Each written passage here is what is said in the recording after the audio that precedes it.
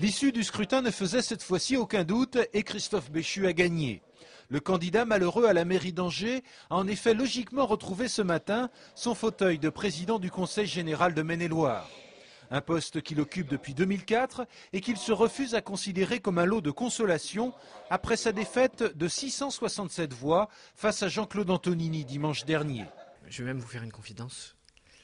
Ce matin, en pensant aux quelques mots que j'allais prononcer, je me suis demandé si ce n'est pas les termes que j'allais utiliser, mais ça ne correspond tellement pas.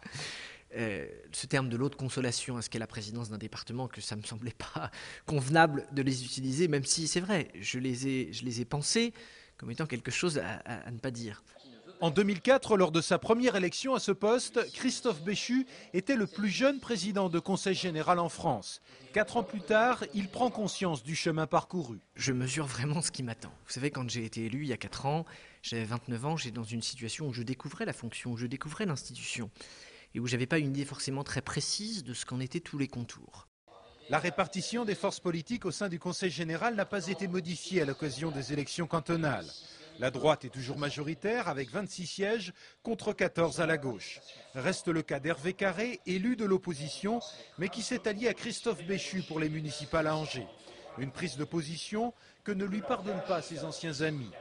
Je suis porteur d'un projet alternatif à celui de la majorité départementale. Mes amis de gauche ont décidé de m'exclure du groupe. Ça n'enlève rien à mes convictions, je reste un homme de gauche. Ils annoncent qu'ils me feront la fête en 2011, on verra à ce moment-là. Ce matin, pendant quelques minutes, le temps d'une photo officielle, les diverses querelles ont cependant été mises de côté.